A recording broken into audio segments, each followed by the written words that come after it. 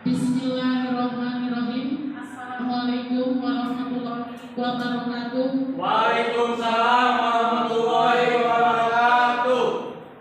Selamat siang saya ucapkan kepada kepala sekolah kita dan juga Bapak Ibu guru di SMP Asariyah Tarogong. Asyhadu an la ilaha illallah wa asyhadu anna Muhammadar Rasulullah. Amma ba'du.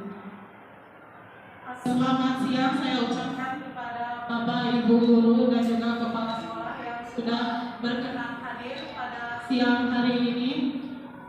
Marilah kita pembelajaran yang berpusat kepada peserta didik kita. Nah, dalam diseminasi budaya positif ini ada pertanyaan pemantik ya, pertanyaan pemantik. Nah, di sini ada lanjut. Dalam budaya positif ini ada beberapa materi yang akan kita kupas ya. Yang pertama ada disiplin positif dan juga nilai-nilai kebajikan. Yang kedua yaitu teori motivasi, hukuman dan penghargaan. Kemudian yang ketiga yaitu ada keyakinan kelas. Yang keempat boleh ke depan Pak Iwan sama Bu Jena, boleh? Boleh ya untuk mempraktekkan ya. Ada ini ya, ada praktik. Saya minta ke depannya. Dan ini bisa dilihat oleh semua peserta. Ya, maaf ya Bu Jena dan juga Pak Irwan. Di sini ke depan.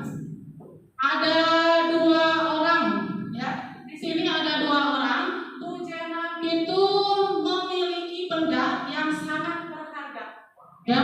Kemudian Bu Jena itu memegang, yang mengepalkan tangan ya dengan sekeras-kerasnya atau sekuat-kuatnya supaya benda yang dimiliki oleh Bu Jena itu tidak dilepas, ya tidak dilepas begitu saja. Coba Bu Jena, ya andai kata Bu Jena, andai kata Bu Jena itu memiliki suatu benda, di mana Bu Jena tangannya bisa. Nah, seperti ini, bendanya sudah ada di tangan Bu Jena. Benda itu sangat berharga. Ya, sangat berharga sekali bagi Bu Jena. Maka Bu Jena akan menjaganya, ya, menjaga dengan sekuat tenaga. Coba dikepalkan seperti ini, ya. Nah, di sini ada satu orang lagi temannya Bu Jena, ya. Pak Irwan namanya ya. Pak Irwan itu boleh menggoda Bu Jena. Boleh menggoda ya. Menggoda di sini ini maksudnya bagaimana cara Pak Irwan untuk membuka tangan Bu Jena. Kepala panjangnya itu harus dilihat. Misalkan kita ngasih pujian, kamu sudah mengerjakan tugas matematika dengan benar. Anak-anak kasih tepuk tangan misalkan ya. Terus kita kasih hadiah. Nah, ketika kita mengasih hadiah tentu harus dipikir apakah ngasih hadiah, cara kita mengasih hadiah itu baik untuk anak tersebut atau tidak dalam jangka panjang. Misalkan kalau dalam jangka panjang kan berarti anak itu nanti akan ketergantungan terhadap itu, akibatnya anak itu akan terlena ya, akan terlena dengan kenyamanan yang sudah mereka dapatkan dari kita. Kemudian lagi posisi pemantau dan juga posisi manajer. Nah, sudah bisa dibedakan menurut kita ya, posisi manakah yang paling tepat ya, yang bisa kita gunakan untuk memposisikan bila mana ada kasus siswa yang melakukan kesalahan di sekolah kita. Posisi mana yang paling tepat? Kira-kira posisi mana? Pemantau dan manajer. Kemudian posisi mana yang paling sering kita lakukan? Posisi mana di antara 5 posisi kontrol? Posisi mana yang paling sering kita lakukan terhadap peserta didik kita? Membuat merasa bersalah. Menghukum tidak pernah, Pak Irwan? Sering ya, ternyata kita sering menghukum. Membuat rasa bersalah juga. Lalu ada yang lainnya, pernah melakukan seperti itu tidak ke peserta didik kita? Yang mana Bu Siti? menghukum, kebanyakan menghukum ya, karena kita menganggap hukuman itu bisa membuat jerah ya peserta didik kita. Selama ini kita beranggapan seperti itu. Ternyata anggapan seperti itu di guru.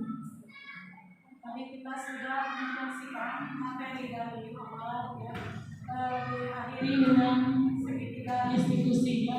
Sekarang sudah ada gambaran aplikasi dari posisi kontrol sampai dengan segitiga restitusi ya, dimana segitiga restitusi itu kalau kita melihat contoh ya dari video, ada anak yang kasus anak yang itu tentang maki ya karena tidak suka himpinan ya. Beliau itu datang ke kepala sekolah, kemudian kepala sekolah itu menanyakan ya, kepala sekolah itu menstabilkan identitas dulu ya, dengan masuk ke dunianya ya, mungkin bahasanya seperti itu. Kalau kita sebetulnya kan aplikasi dari segitiga restitusi ini sudah ya, mungkin sudah kita laksanakan, cuman karena kita tidak tahu ya apa perbuatan kita itu sudah benar atau sesuai dengan teori segitiga restitusi atau belum ya, memang seperti itu ya, sebetulnya sudah kita laksanakan. Nah itu kan dari menstabilkan ide lucu atau mau menanggapi boleh sebelum saya simpulkan. Ada yang yang ibu pada di video itu dalam materi ini kita ucapkan terima kasih untuk besok telah memberikan beberapa praktik baik untuk kita semua. Ini pelajaran kita dan seperti ini hal yang sangat positif di lingkungan sekolah, karena memang kita tidak bisa menghindar dari perilaku anak. Jadi sehari-harinya kegiatan di situ, jadi mau tidak mau harus saling mengingatkan ya.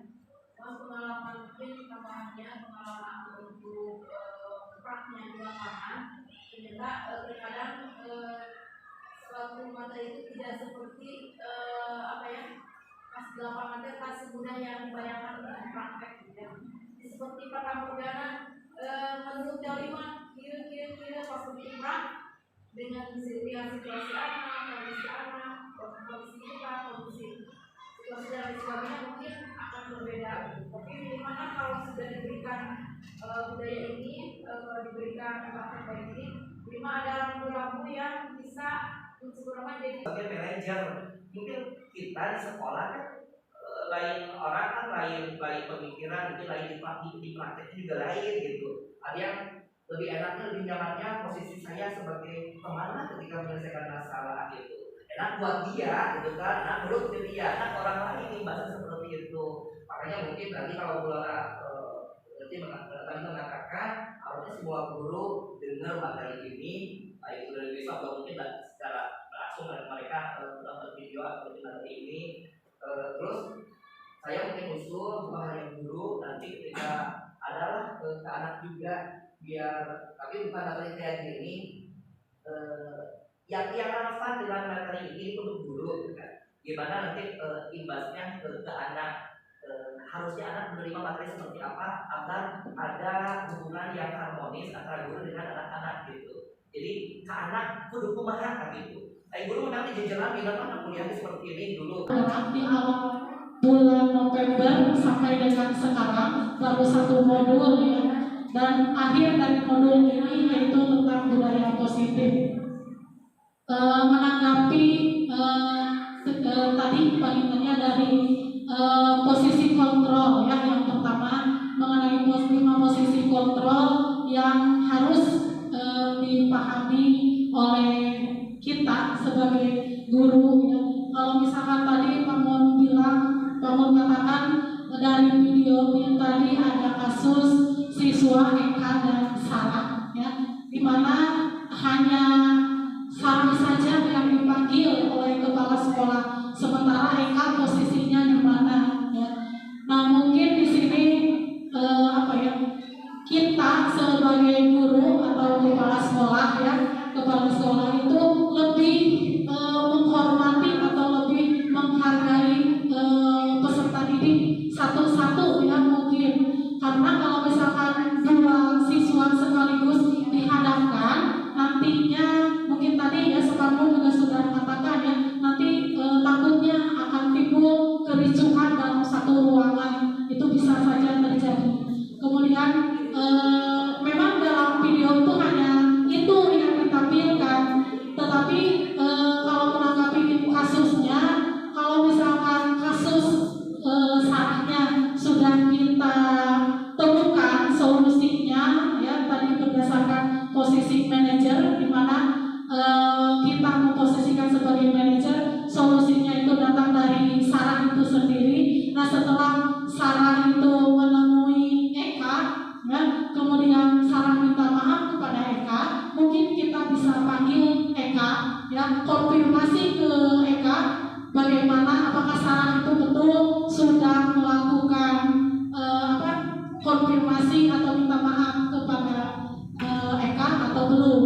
Nah, itu bisa kita panggil Eka-nya. Nah, kalau misalkan sudah timbul dari hati Eka memaafkan Sarah, Sarah juga sudah memaafkan Eka, barulah bisa kedua-duanya mungkin dipanggil. Mungkin itu ya, atau yang lebih jelasnya guru BK yang lebih paham ya mengenai kasus terhadap siswa.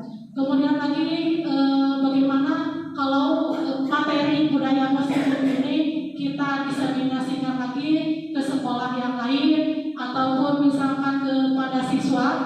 Saya rasa boleh-boleh saja ya kita mendiseminasikan budaya positif ini ke siswa sebagai umpan atau timbal balik ya, karena ke guru sudah, tinggal kepada siswa yang harus kita perbaiki. Materinya apa? Mungkin materi untuk siswa disiplin ya, disiplin itu kan tadi kita sudah belajar ya, bahwa disiplin itu kan dalam artian yang luas, disiplin itu adalah belajar. Sementara kita kan sering mengartikan disiplin itu terikat pada kepatuhan atau aturan-aturan dari sekolah. Nah, dari sekolah atau norma-norma yang berlaku, mungkin kita tekankan budaya positif itu materinya dari disiplin ya. Sebagai pendidik itu kan tugas kita itu mendisiplinkan siswa ya, dimana menciptakan ya anak-anak yang memiliki disiplin diri. Itu kan tujuan kita dari awal materi ini. Ini kan materinya urgen, makanya saya tekankan kita penting mengetahui atau memahami positif budaya positif dari disiplin ini, sehingga kita tahu kita sebagai guru mampu memposisikan bila mana ada kesalahan-kesalahan siswa ya.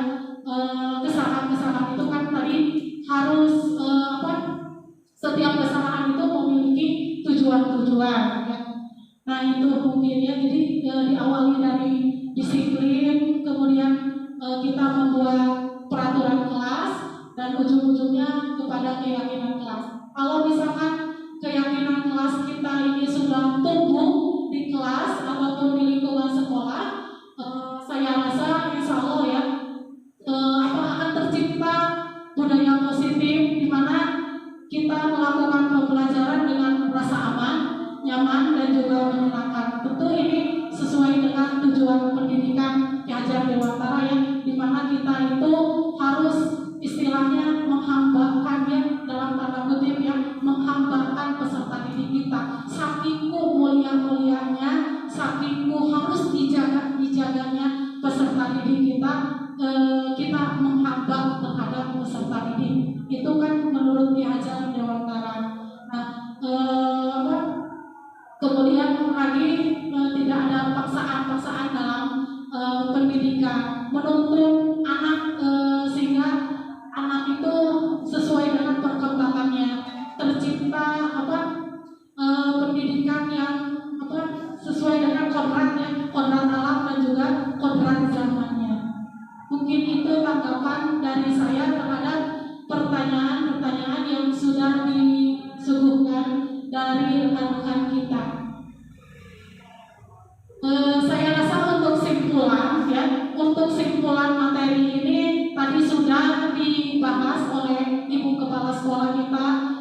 dari rekan-rekan guru baik Bu Rati maupun Pak Mun ya tentang simpulannya. Mungkin di sini ada tambahan ya. Tadi saya ada PR ya, ada pertanyaan pemantik, hukuman dapat mendisiplinkan anak.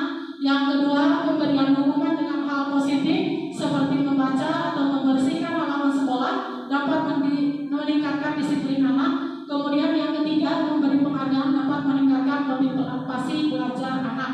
Tentu kita sudah mendapatkan jawabannya setelah kita tadi menyimak dari awal sampai akhir, apalagi mendisiplinkan diri peserta didik. Kalau misalkan peserta didik kita tidak bisa mendisiplinkan diri, ya karena mendisiplinkan diri itu kan harus timbul dari motivasi internalnya. Maka tugas kita itu adalah menuntun, ya, menuntun peserta didik supaya peserta didik itu memiliki disiplin diri.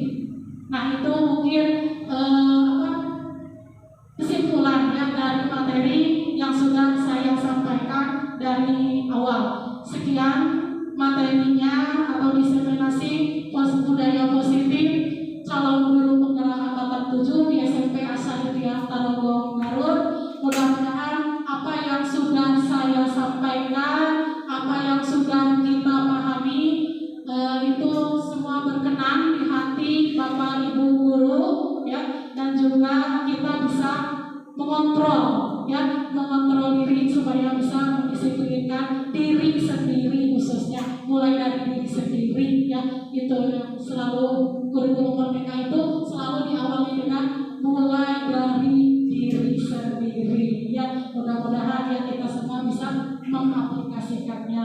Alhamdulillahirabbil alamin. Materi dari awal sampai akhir sudah selesai. Wassalamualaikum warahmatullahi wabarakatuh.